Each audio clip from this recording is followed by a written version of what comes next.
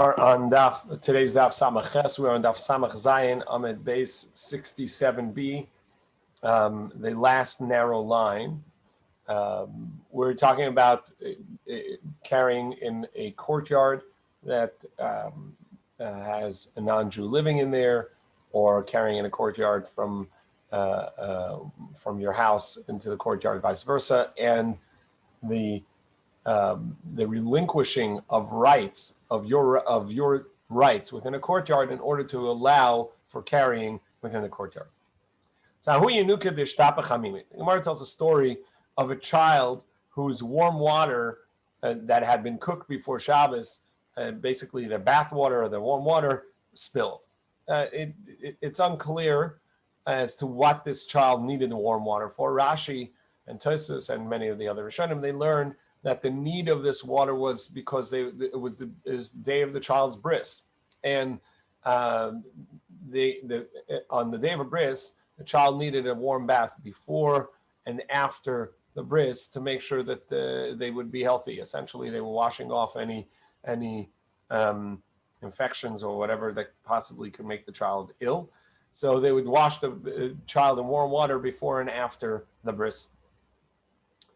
The Rambam seems to learn just that any type of illness that the child may have had, in any case, even minor illnesses. So there was this child whose warm water that was cooked before Shabbos spilled.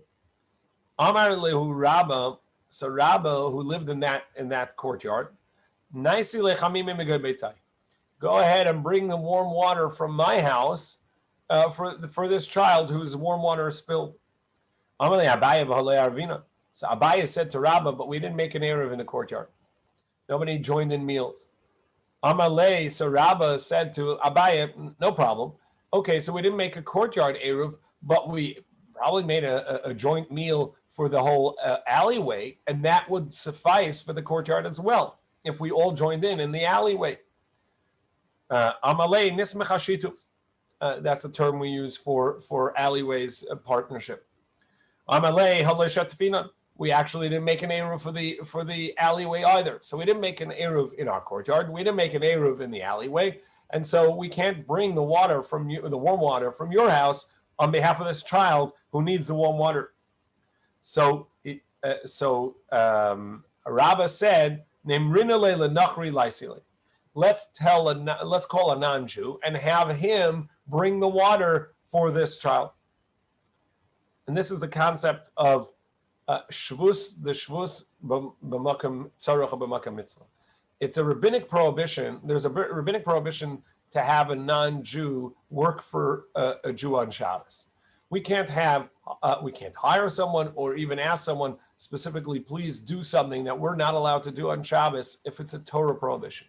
However, if the prohibition itself is rabbinic, it's a derabbanan, like carrying in the courtyard, because the courtyard is on a Torah level of private domain. It's just that since it's a public right of way, whether the alleyway or the courtyard, because it services multiple units, multiple houses, and therefore it acts like a Rishus HaRabim in that manner. And so the Chachamim prohibited carrying from the house to the courtyard and vice versa. So that's a rabbinic prohibition, a Dorabanan, called a Shvus. And telling a non-Jew or asking a non-Jew to do work for you is a shvus, and a shvus, the shvus, b'makam mitzvah, to ask a non-Jew to do a rabbinic prohibition in the place of a mitzvah, over here a bris or tzarach or a need, if the child was needed the warm water just for its health, so that would be permissible. Amar Abaye, Abaye said, I wanted to challenge Rabbah. I had a question on that halacha. I had a question of whether that's indeed permissible. However, Rav Yosef did not allow me to ask him until after everything was done. He didn't let me challenge him prior to bringing the warm water. Rav Yosef said, "Amar Rav Kahana," in the name of Kahana. Ki havinan me Rav Yehuda have Amar lan. Rav Yehuda would rule for us when we were studying by Bida Araisa. If the question at hand is a potential Torah prohibition, even if the rabbi ruled, even if the the teacher ruled, masminin to yufta, ask the questions. Well, what about this halacha? What about that halacha? You ask the questions to challenge the ruling, and then and only thereafter would you rule. Would the action be done? So the rabbi, the rav, the reshiva, whoever it is, ruled a certain halacha. If it's in a manner that is a potential transgression of a Torah prohibition, you ask the question, say, well, what about this? Or what about that? However, b'durabanan, if the manner is a rabbinic manner, avdinan maisa, you allow the occurrence to happen, the ruling, because after all, the Rav ruled. And afterwards, you challenge the question, say, hey, what about this? And you try and learn, but you don't stop the matter. Fine. So he waited, but after they brought the water for the child, Amar Lei, Abaye said to Rabbi said to Abaye, my baisla is filamar.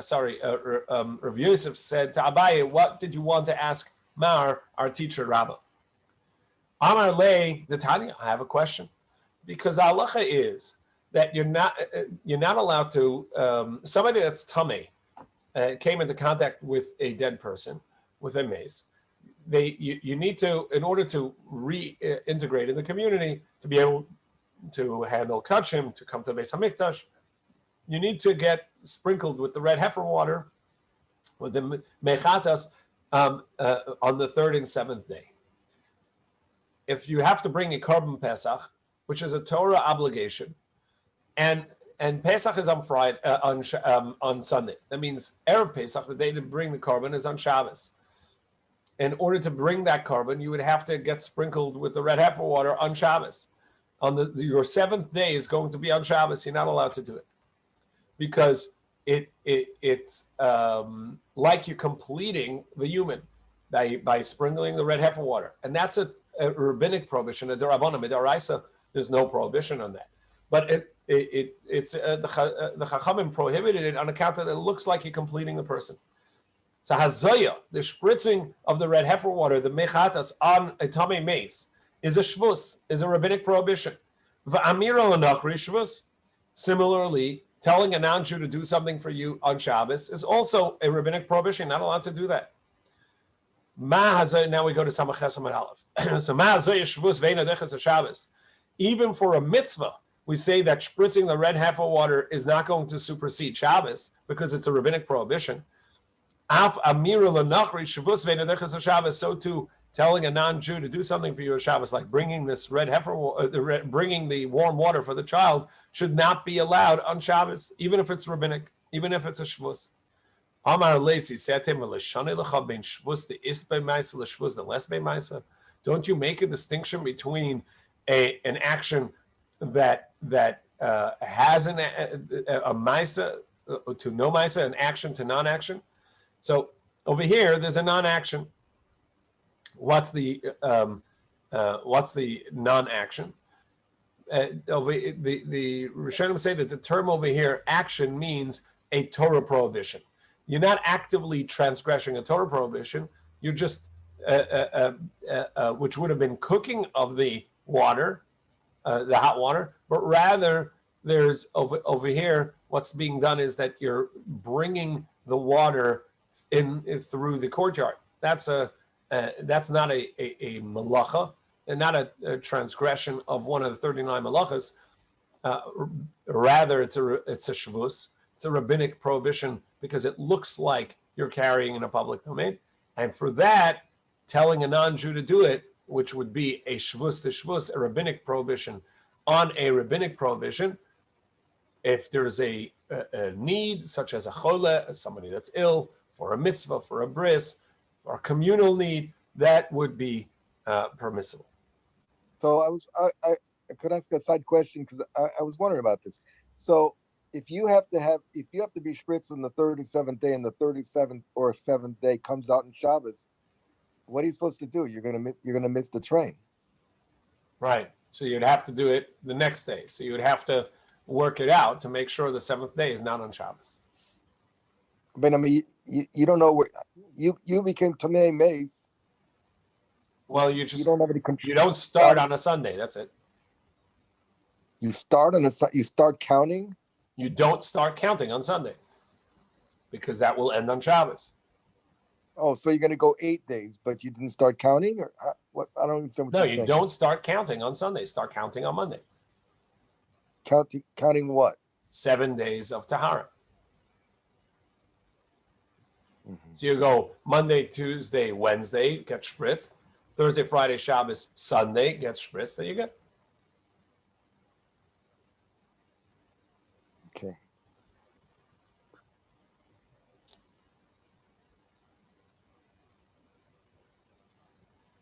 So he said, the less might say here there was no action. The hamarle amale lenachri zil achim, because our teacher didn't tell the non-Jew, go please cook some hot water for me, which would have been a malacha, or rather, it's a he told him to carry the hot water that he already had in his house for the baby to get washed. Later in the Gemara, we're actually going to see a scenario where they asked the non-Jew to cook water, and there we're going to have to address what's the distinction between here and there. Rabbi Bar Chanan said to Abaye, okay, so you live in this courtyard, Rabbi lives in this courtyard, two great Chachamim live in a courtyard, and nobody's making an Eruv? How can that be? A courtyard that has these two great Chachamim, Kirabanan, like you and your teacher, like these Chachamim, you don't have an Eruv in the courtyard, and you don't have a partnership, an Eruv for the alleyway? How can that be? Amar Leis, he said to him, yeah, it's a problem. My Navid, I don't know what to do about it. Mar Lavorche. It's not appropriate for Rabbah, the great Chacham of our generation, to go around collecting a piece of bread or food from each of the from each of the members of the courtyard. That's an inappropriate thing. Anna, to read a bigger side, I get carried away in my learning on Fridays. I can't be relied upon to collect the breads, because I'm learning and I'm studying, and I get carried away. I'm not able to take that responsibility on. Inu, and when I talk to people, to the neighbors, can somebody please do it? Like mashkachi, nobody's interested in getting together and taking care of it. So he said, I got another idea, which I thought of, but it doesn't work either. I thought, you know what? I'm just going to take my own bread and gift it to everybody in the neighborhood, in the courtyard or in the alleyway. The bread that I have in my house, I'm going to gift it to each one of them, and this way everybody's participated in the Eruv in my house on account of that I gifted it to them. I actually can't afford it, and if they come and knock on the door and say, look, you've gifted me a piece of bread from your basket, I'd like to take it, I can't actually go through with it and give it to them because I can't afford that. I don't have the money. And the halacha is batil shituf. That would renege and that would invalidate the membership, the partnership. The Tanya we learned. Somebody, if they made a partnership based on everybody gifted some wine or everybody gifted some oil, whatever it was that they had a partnership in, and one of the neighbors show up and say, hey, I'm out of oil for my salad. Can I please have some of the Eruv oil? And somebody says, no, that's my oil. I gave that, or whatever else. It invalidates the entire Eruv, because the concept is that we are now in one communal space because we've joined in and put our food together. That means that anybody has a right to go and ask for some of the food. And if somebody's going to say, I'm sorry, you can't have any, that's going to invalidate it. It invalidates the shituf. So over here as well, I simply can't afford for them to actually come and get some of this. So he said to him, so why don't you do this? I got another idea. You have barrels of wine, and you have barrels of wine that have gone bad, that are now vinegar. Take a 3 ounce or a vias of vinegar, and gift it to them from within the barrel. You don't have to actually give them anything. And vinegar is that's not expensive. Sour wine that turned to vinegar, you can afford just a little bit of that. 3 ounces, about Seravias, and so gift that to people. And actually, you don't have to. That will last from week to week because it's in the barrel. It'll be there for maybe for the rest of the year. So you'll have a good eruv for months and months by gifting this to them.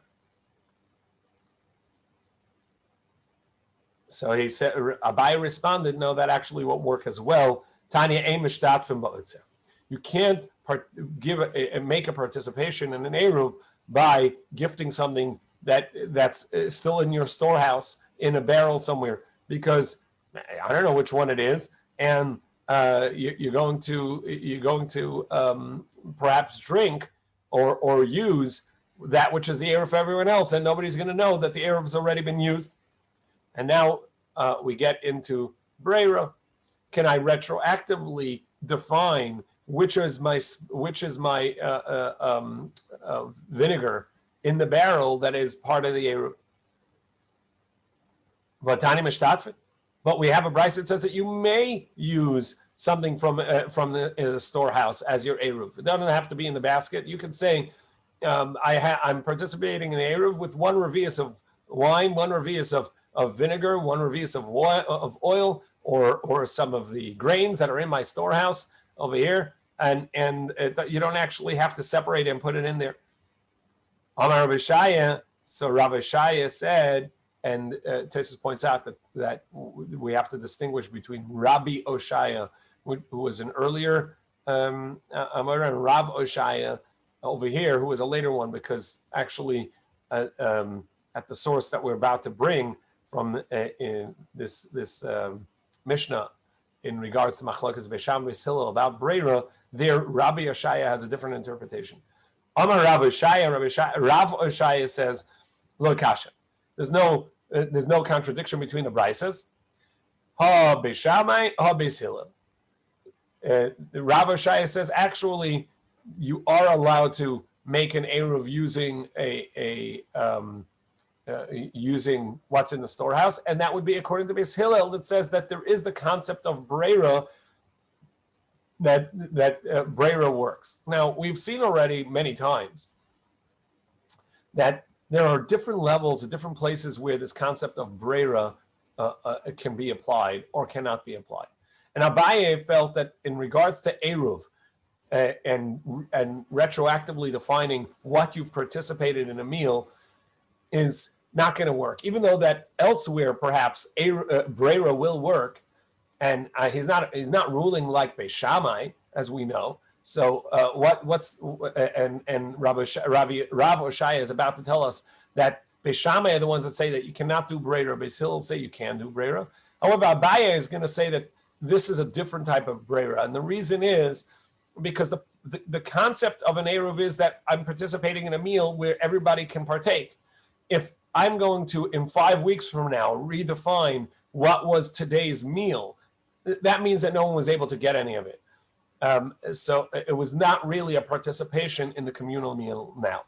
So Abaye would hold that over here breira didn't work, but Rav Oshaya says that no, breira would work, and the 2 braysos that say whether you're allowed to use, one brayso says you may not use food that's in a storage area, and one says that you may use food that's in a storage area, is going to depend on whether you say breira or not. And where do we see the basis of this machlokes Beis Shammai Beis Hillel in regards to tuma of a deceased person in a home?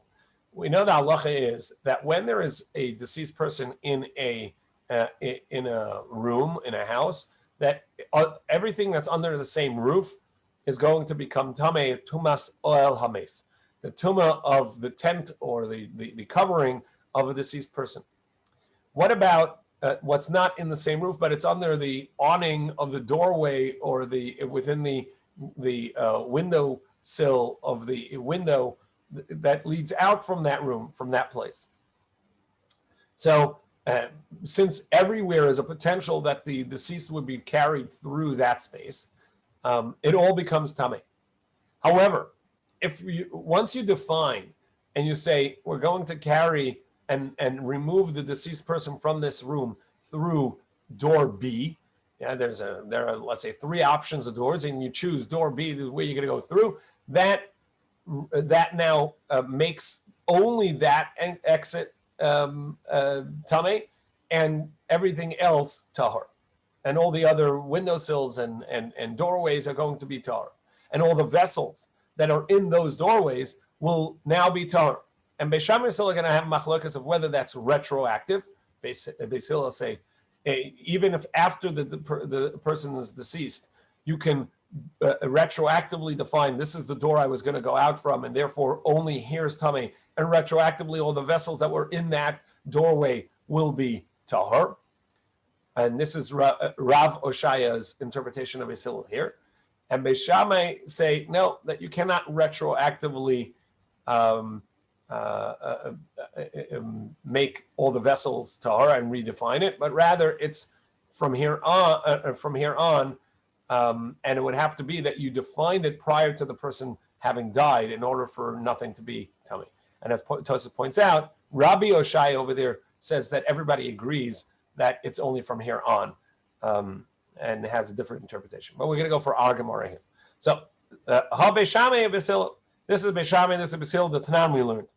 Hameis babayis, there's a deceased person in a house. The house has, in this room, has many entrances.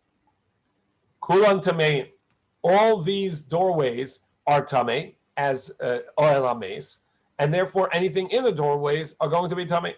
Niftach echad mehen, but you open one of them as the place. This is where we're going to remove the deceased from. Hu tamei, that doorway is tamei. V'kulan tahor, but all the other doorways remain tahor, remain tahor. Chishev lo yitzeh be'echad mehen, even if you didn't open the door, but you just thought that you're going to take it out of that place. Or you think I'm going to remove it through a window. As long as the window is 4 tefachim by 4 tefachim, which is, let's say, 12 inches by 12 inches, matzil al kol psachim, that would save the rest of the doorways from becoming tamei. However, Beis Shammai say, but he has to have thought of this, that, okay, this is the doorway, we're going to remove the person prior to them dying, where the person is ebbing away, you see it, and so you think, okay, we're going to remove this deceased person through that door prior to them having passed. Therefore, it will keep the rest of the doorways tahor. And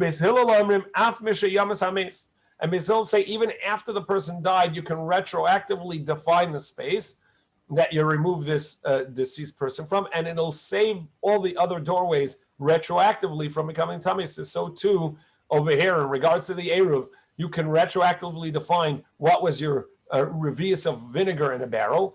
And Rabbi Shaya would tell Abaye you could have made an Eruv by just gifting your neighborhood some vinegar in your barrel, and retroactively when you get to the bottom revius of the barrel, that would have been the Eruv for the past few weeks or months, and that would be fine.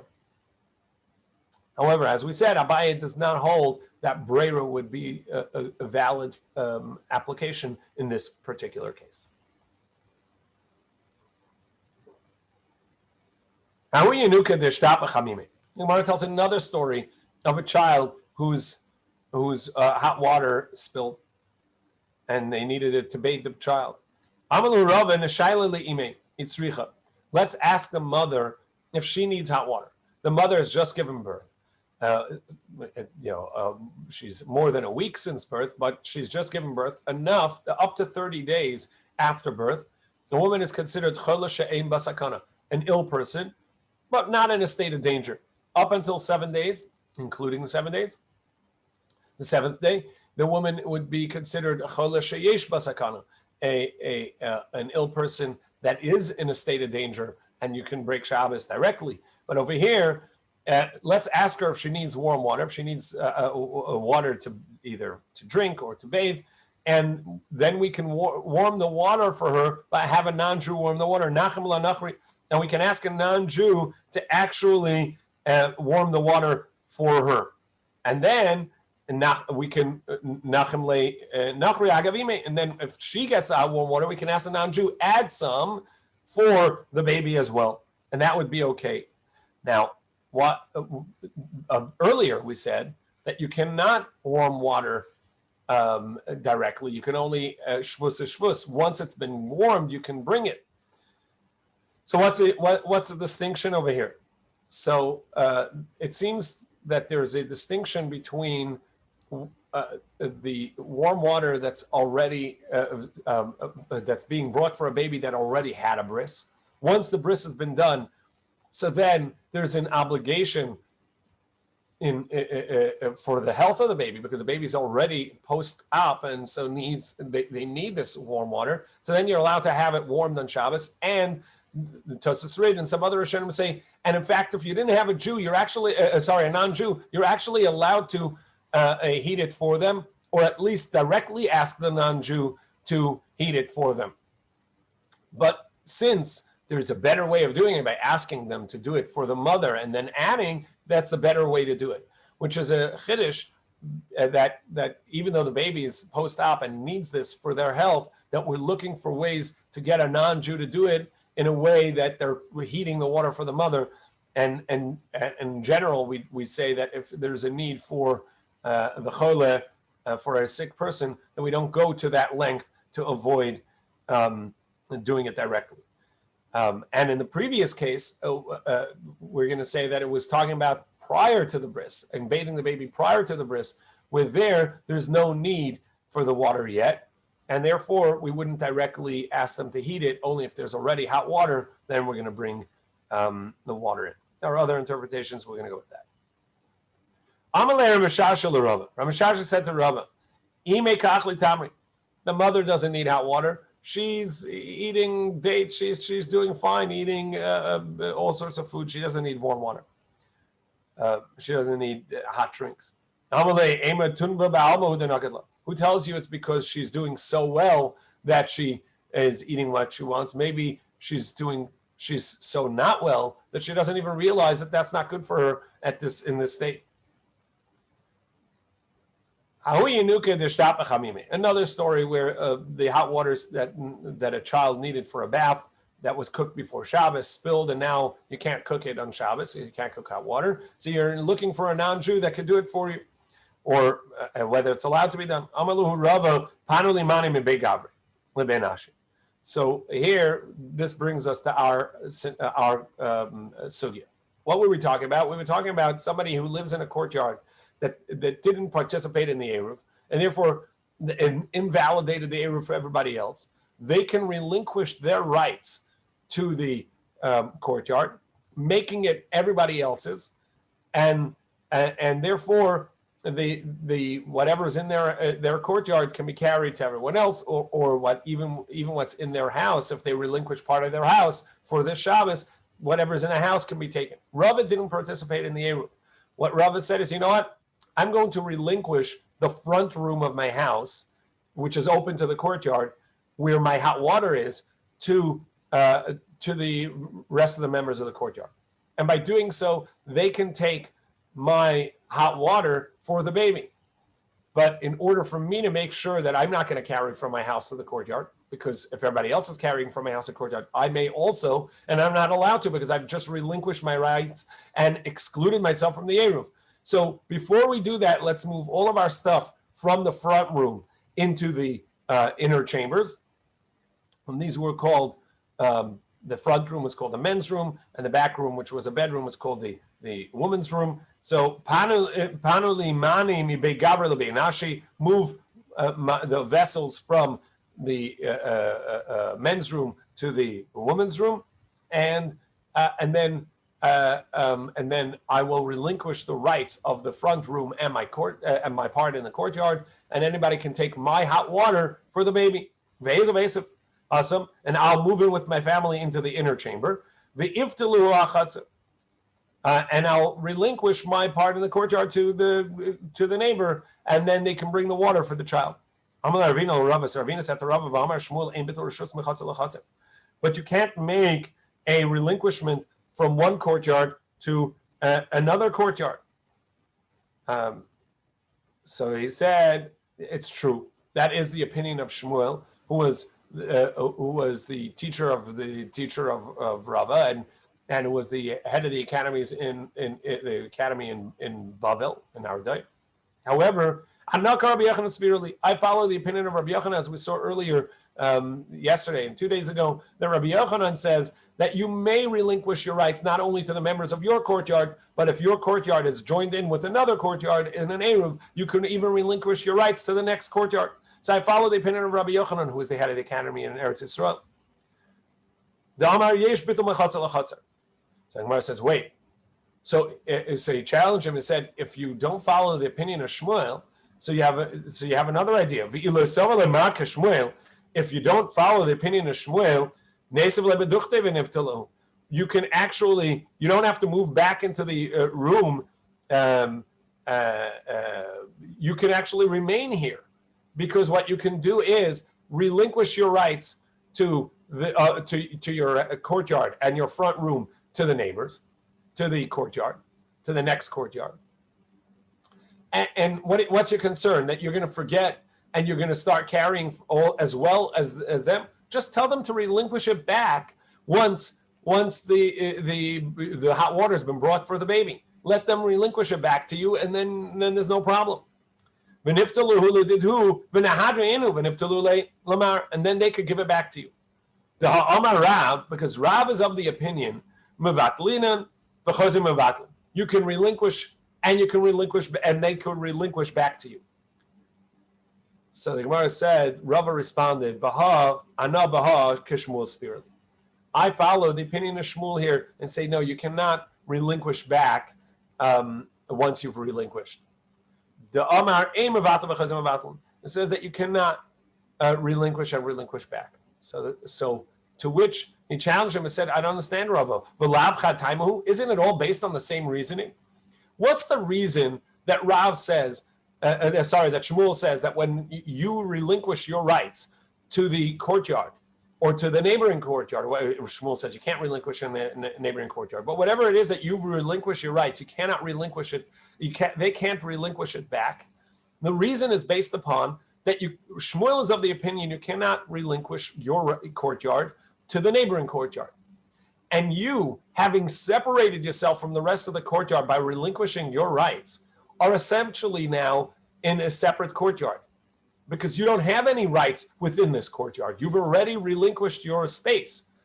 And therefore, if they were to relinquish back to you, they are relinquishing rights of their courtyard, which is solely theirs because you don't have any part in it, to another courtyard, to somebody that's not a part of their courtyard and not a part of their chutzner. And therefore, it's all based on the same reason. If you hold like Shmuel, you don't hold it like Shmuel, and you hold that you're allowed to relinquish rights from your chutzner, from your courtyard to the neighboring courtyard, well, that should be true as well. That even though you've separated yourself, you've excluded yourself from the courtyard by relinquishing all your rights, they can still relinquish back because you're just like another courtyard, and just like you can relinquish to a different courtyard, the members of your courtyard can relinquish back to you, because even though you're like a different courtyard, you allow this. My time. What's the reason? What's the reason you cannot relinquish and then they will relinquish back? Once you've relinquished your rights to anything in the courtyard for the Shabbos, you've removed yourself from here. Legamri completely, so you considered like you're in another courtyard because you have no rights within this courtyard. Shmuel says you cannot relinquish from one courtyard to another. Marnami le'niftel. So then you also you also should not be worried about from one courtyard to another.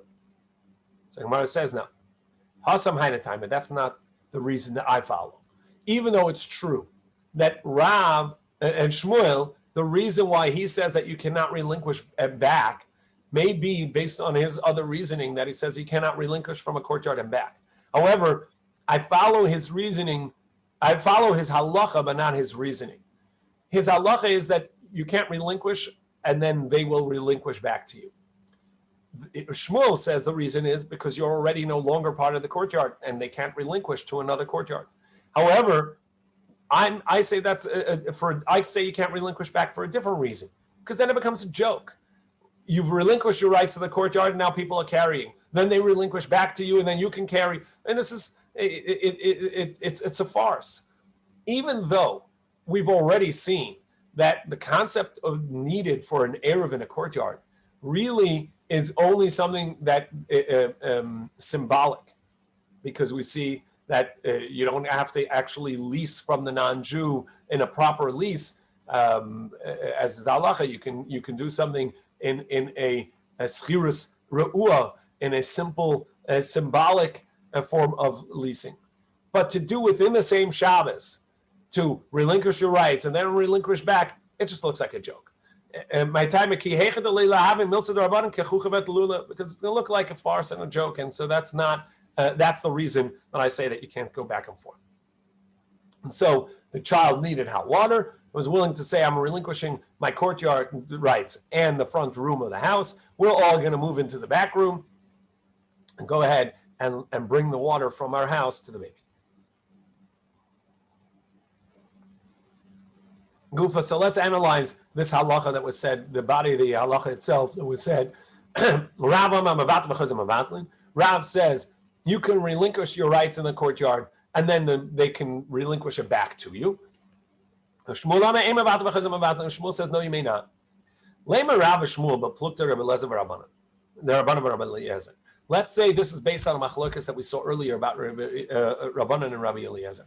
We saw them machlokas when somebody relinquishes the rights.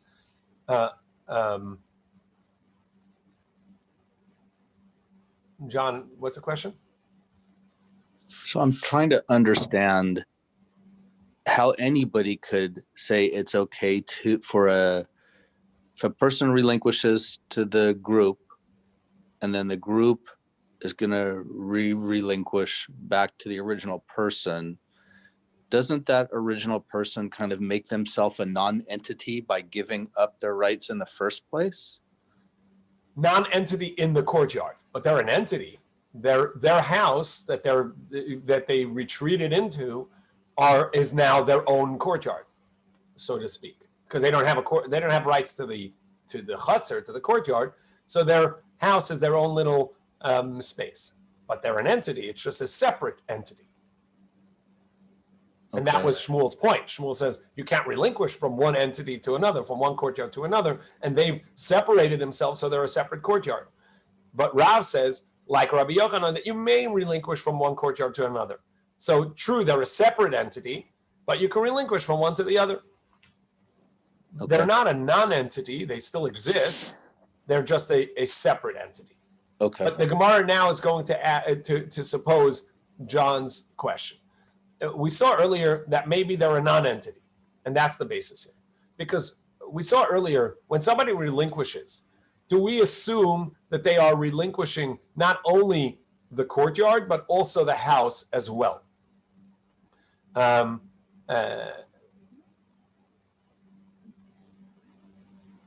then the result of that is going to be whether you're allowed to carry from the courtyard into the house, that person's house, or not. Not the owner of the house can't, because he's not a part of this. But maybe the neighbors are allowed to carry from the courtyard into that person's house, or do we say no? They are separate. So the Chachamim hold he didn't relinquish from the house; he only relinquished from the courtyard. So the house is a separate entity, and therefore they can carry. The neighbors at least can carry. Therefore, nobody can carry from the courtyard to the house because the house is a separate entity. However, Rabbi Eliezer says that not only did they relinquish from the courtyard, they even relinquished from the house. And since they relinquished from the house as well, everybody else, not the owner of the house, but everybody else can carry from the house to the courtyard and vice versa, because they are now the owners of the house for Shabbos, and the owner of the house is a guest in his own house for Shabbos, but he can't carry. Wasn't that what Rava just said, though, where he talked about taking his stuff from the men's area to the women's area? Yeah, so Rava said that because he said, look, I'm not relinquishing the inner chamber, I'm only relinquishing the outer chamber. But maybe Rabbi Eliezer says, there's no inner and outer chamber for you. It's all part of the communal space right now. You've relinquished everything. And therefore, maybe Rav holds that you can relinquish back because it's all part of the same courtyard still. The house is still part of the same courtyard. And Shmuel says you can now relinquish back because it's a separate courtyard because he retained the house. The Rav Amakar Rabbanan, the Shmuel Amakar Rabbi Eliezer. Amalach Rav, so Rav said, I'm not the Amri Afilil Rabbi Eliezer. Rav says, no, I'm following even Rabbi Eliezer. At kan lekam Rabbi Eliezer hasam avat rishus chatzei rishus beis bitel. Rabbi Eliezer only said over there that if he relinquished the courtyard, he also relinquished the rights to his house. Because a person's not going to live in a house if he can't also have courtyard space. The house is not usable. It's only usable for a guest. It's not usable for someone that actually needs to dwell there and live there permanently, because as we talked about, much of what they did, the cooking and the cleaning, was done in a courtyard. You didn't have space in a house. A house was basically a room, maybe a bedroom and another room. You didn't have space within the house, so you needed a courtyard. A guest can live there, but not a homeowner. So the very fact that you've relinquished the courtyard, by definition, means that you've also relinquished the household, and you're just there as a guest. But to consider myself not a part of the courtyard at all, that I am a separate entity out, maybe he doesn't agree. Shmuel could say, I follow even according to the Rabbanan. Because the Rabbanan only said their halach over there that you relinquish the courtyard, but not the house. You need to retain the house. Because whatever he said he's relinquishing, he relinquished. Whatever he didn't say he's relinquishing, he's not relinquishing. But perhaps even the part that he did relinquish, the courtyard, he's completely detached from that. He's not a part of it anymore. And therefore, it's not based on the same machlokas. In the name of Rav Sheshes said that this is a brisa, this is based on a brisa. Somebody who relinquished his courtyard to the neighbors on account of forgetting to give an eruv, and then he carried something from his house into the courtyard, forgetting that he's not allowed to do that. The neighbors can, because he's relinquished his rights to them, but he may not. Whether he did so intentionally or unintentionally. Rabbi Meir says he now shows that he retained that he retained or reacquired his rights within the courtyard, and it invalidates the relinquishment of the space. Rabbi Yehuda says, no, it depends. If he did so intentionally, he says, you know what? I'm going to bring my stuff out to the courtyard. I'm reclaiming my space. He can do that, and it would invalidate the error for everyone else. But if he did so by mistake, he didn't mean to reacquire his space in the courtyard. It does not prohibit. My laba wouldn't say this is the basis of machlok, because a marasav and mavatlin. One says you can relinquish, and they can relinquish back. So as soon as you bring your stuff out, they've relinquished back. And one says that you cannot reestablish, they cannot relinquish back to you. He said in the name of Rava, no, that's not the basis of this machlokes. Maybe everybody says you cannot relinquish back to you. But the machlokes is, if you put it out intentionally, so then you're showing that you never really relinquished. You never really gave up your space. And the question is, do we say, if you did so unintentionally, we're going to fine you, we're going to penalize you on account of that? If you did it intentionally, it invalidates it, and you did it, even though it was unintentional, we're penalizing you unintentionally on account of intentionally. One says we penalize an unintentional act like an intentional act. Rav Ashi Amar, Rav Ashi says, in the name of Rav Shmuel, B'plukta Relezer Rabbanan Kabit B'Halagi. Now he says actually that the Machlokas of Rav Shmuel is, like we said before, based on whether the house is included in the relinquishment or not, as we explained before. Have a great Shabbos, everyone. We'll have Daf Yomi before Mincha on Shabbos, as well as Matzah Shabbos, hopefully. Shabbos.